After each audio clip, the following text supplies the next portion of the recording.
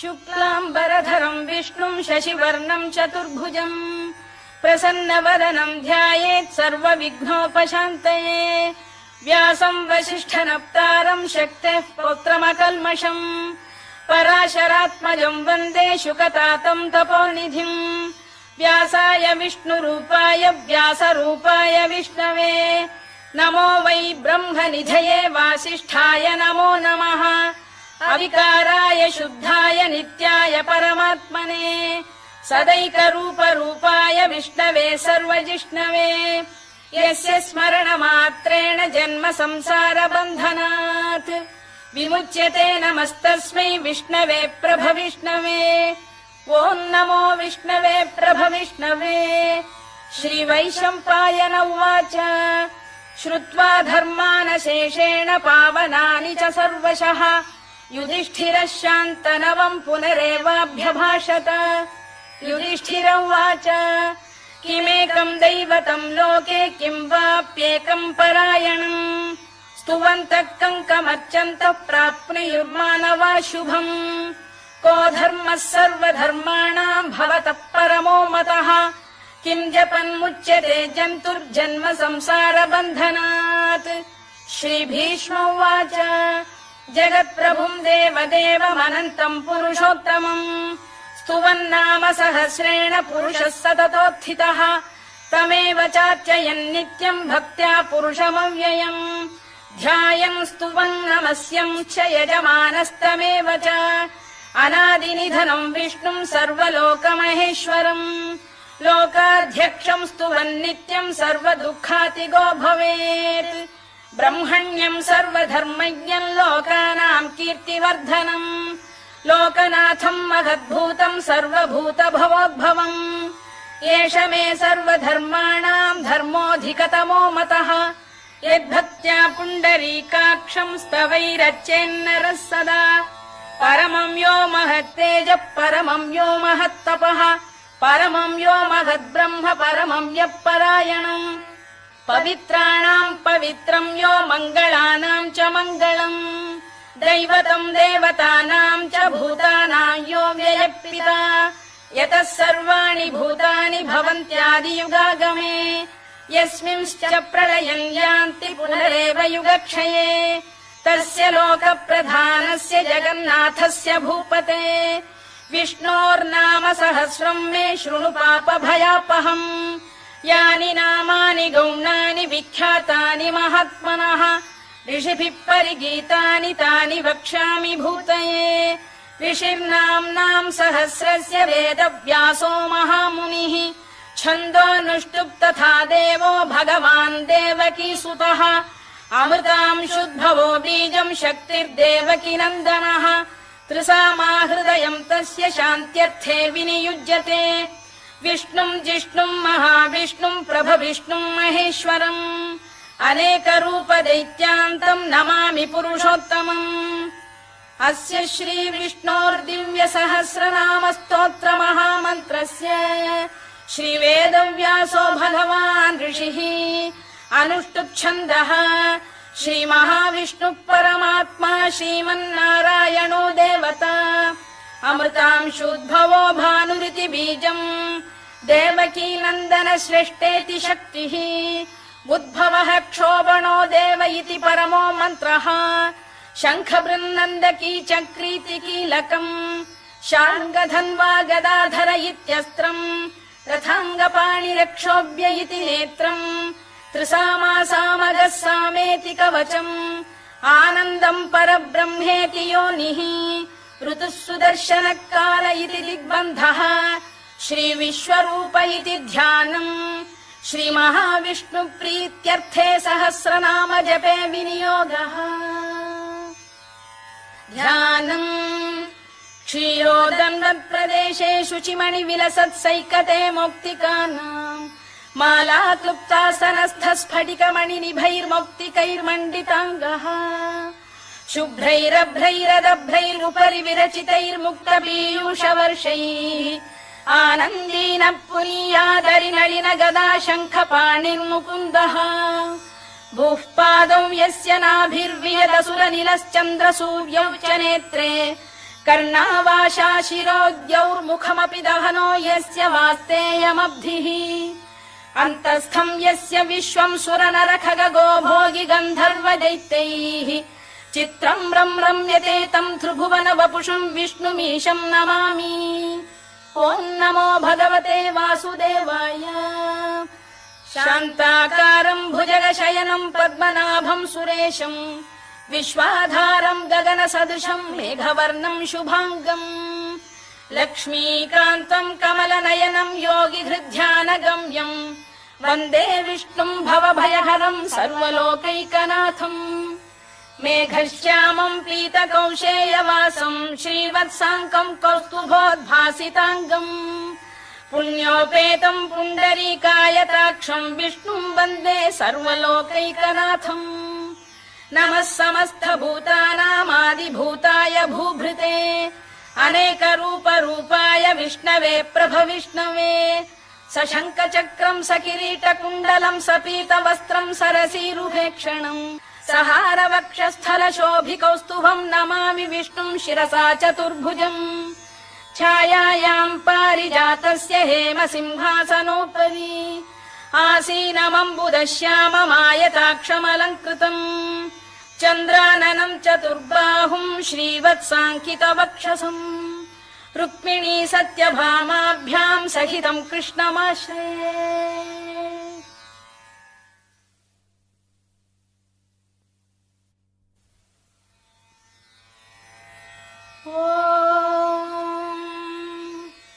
विश्वम् विष्णुर्वषत्कारो भूतभव्य भवत्प्रभुः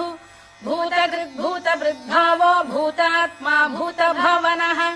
भूतात्मा परमात्मा च मुक्तानाम् परमागतिः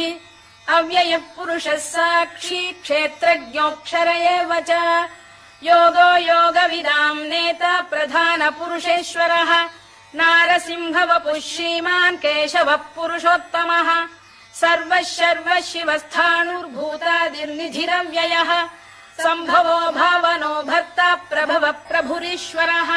स्वयम्भूः शम्भुरादित्यः पुष्कराक्षो महास्वनः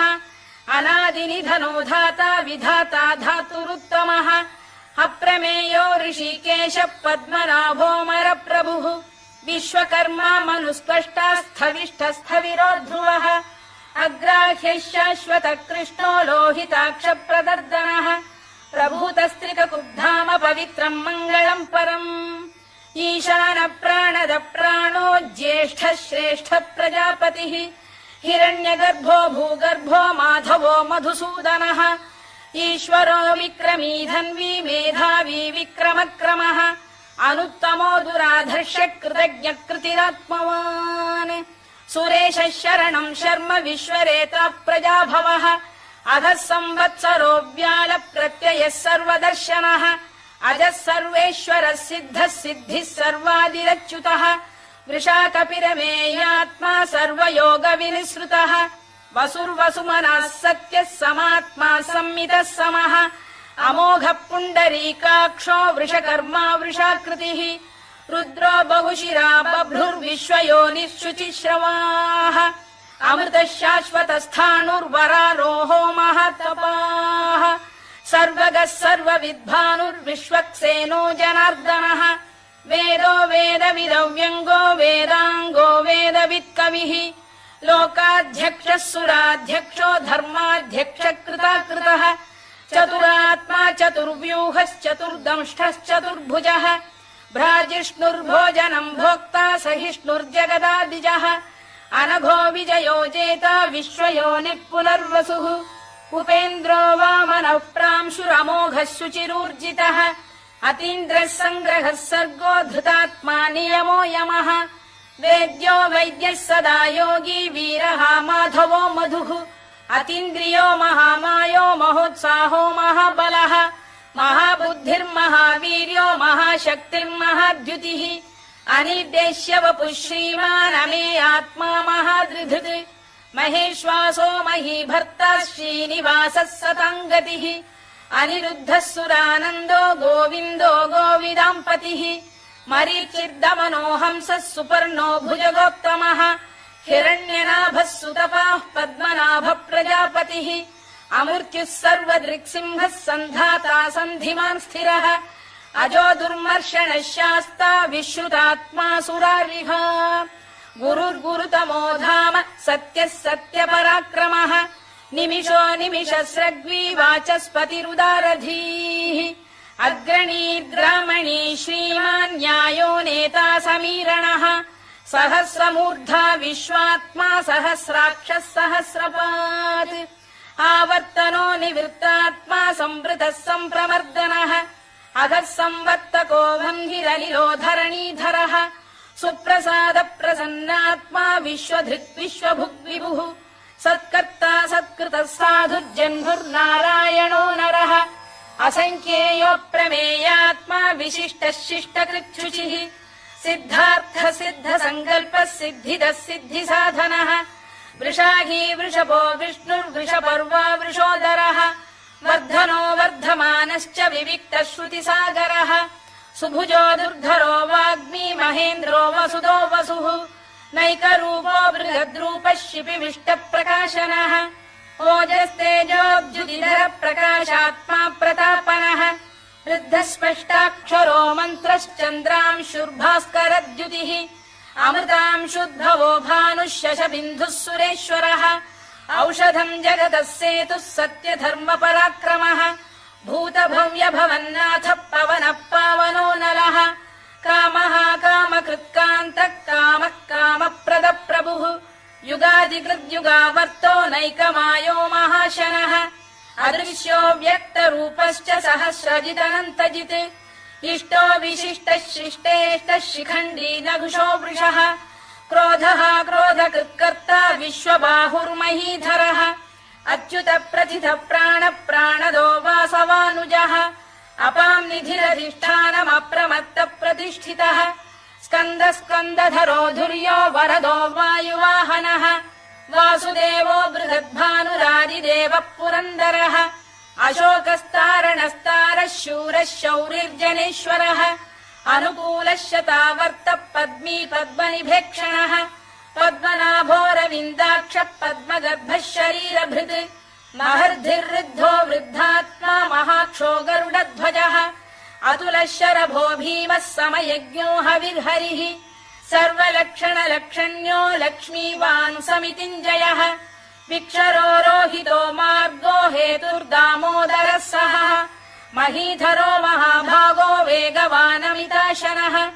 उद्भवः क्षोभणो देवः श्रीगर्भः परमेश्वरः करणम् कारणम् कर्ता विकर्ता गहनो गुहः व्यवसायो व्यवस्थानः संस्थानस्थानदो ध्रुवः परधिः परमस्पष्टस्तुष्टः पुष्टः शुभेक्षणः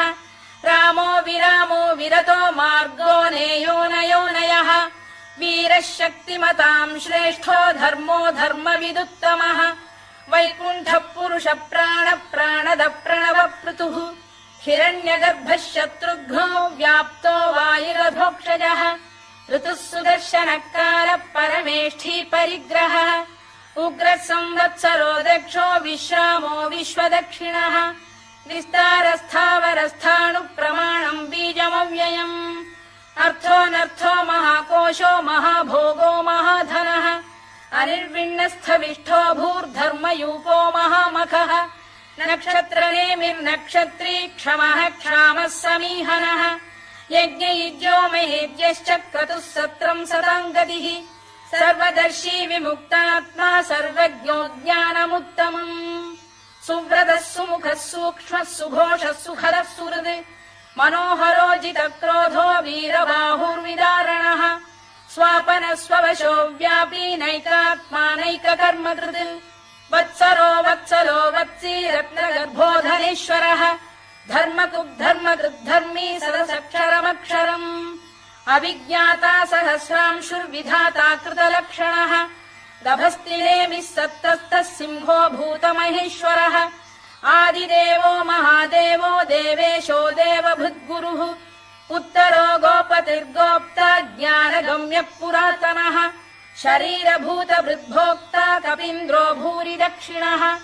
सोमपो मृतपः सोमः पुरुजिः पुरुषत्तमः विनयो जयः सत्यसन्धो दाशार्हः सात्वताम् पतिः जीवो विनयिता साक्षी मुकुन्दोमित विक्रमः अम्भोनिधिरनन्तात्मा महोदधिशयोऽन्तकः अजो महार्घः स्वाभाव्यो जितामित्रप्रमोदनः आनन्दो नन्दनो नन्दः सत्यधर्मात्रिविक्रमः महर्षि कपिलाचार्य कृतज्ञो मेदिनीपतिः त्रिपदस्त्रिदशाध्यक्षो महाशृङ्गकृतान्तकृत् महावराहो गोविन्दः सुषेणः कनकाङ्गनी गुह्यो गभीरो गहनो गुप्तश्चक्रगदाधरः मेधास्वाङ्गो जितकृष्णो दृढः सङ्कर्षणोच्युतः वरुणो वारुणो वृक्षः पुष्कराक्षो महामनाः भगवान् बलहानन्दी वनमाली हलायुधः आदित्यो ज्योतिरादित्यः सहिष्णुर्गतिसत्तमः सुधन्वाखण्ड परशुर्दारुणो द्रविणप्रदः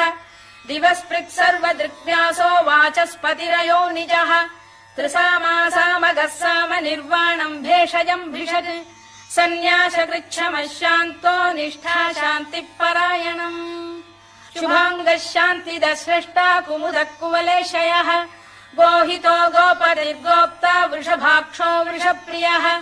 अनिवर्ती निवृत्तात्मा संक्षेप्ता क्षेमकृत् शिवः श्रीवत्सवक्षः श्रीवासः श्रीपतिः श्रीमताम्बरः श्रीधः श्रीशः श्रीनिवासः श्रीनिधिः श्रीविभावनः श्रीधर श्रीकर श्रेयः श्रीमान् लोकत्रयाश्रयः स्वक्षः स्वङ्गः शतानन्दो नन्दिर्ज्योतिर्गणेश्वरः विजितात्मा विधेयात्मा सत्कीर्तिश्छिन्न संशयः उदीर्णः सर्वतश्चक्षुरनीशः शाश्वतः स्थिरः भूषयो भूषणो भूतिर्विशोकः शोकनाशनः अर्चिष्मानर्चितः कुम्भो विशुद्धात्मा विशोधनः अनिरुद्धो प्रतिरथ प्रद्युम्नोमित विक्रमः कालनेमिनिहा वीरः शौरिः शूरजनेश्वरः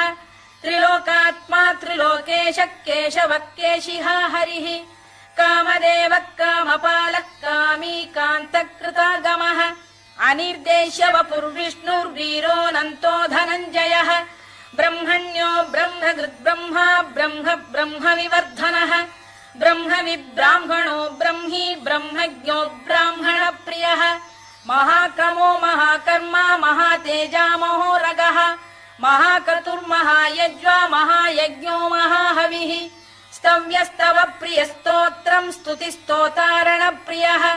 पूर्णः पूरयिता पुण्यः पुण्यकीर्तिरनामयः मनोजवस्तीर्थकरो वसुरेता वसुप्रदः वसुप्रदो वासुदेवो वसुर्वसुमनाहविः सद्गतिः सत्कृतिः सत्ता सद्भूतिः सत्परायणः शूरसेनो यदुश्रेष्ठः सन्निवासः सुयामुनः भूतावासो वासुदेवः सर्वासु निलयो नलः दर्पः दर्पदो दृप्तो दुर्धरोऽथापराजितः विश्वमूर्तिर्महामूर्तिर्दीप्तमूर्तिरमूर्तिमान् अनेकमूर्तिरव्यक्तः शतमूर्तिः शताननः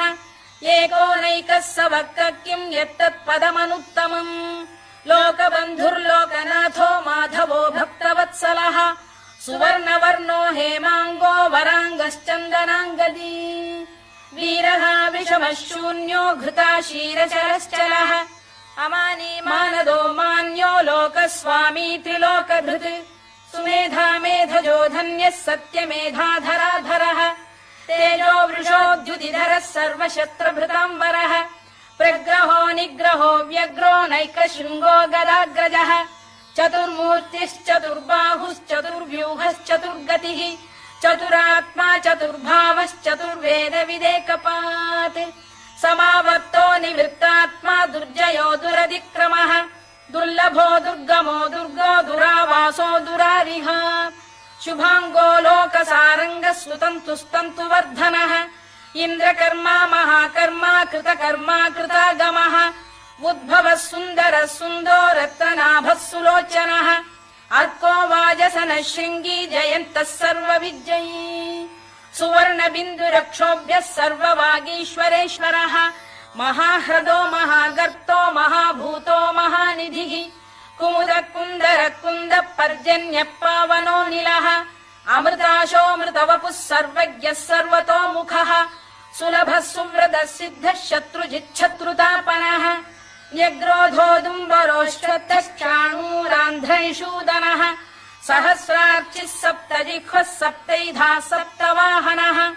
अमूर्तिरनघोचिन्त्यो भयकृद्भयनाशनः अणुबृहत्कृशस्थूलो गुणभिर्निर्गुणो महान् अधृतस्वधृतस्वास्य प्राग्वंशो वंशवर्धनः भारभृत्कथितो योगी योगीशः सर्वकामदः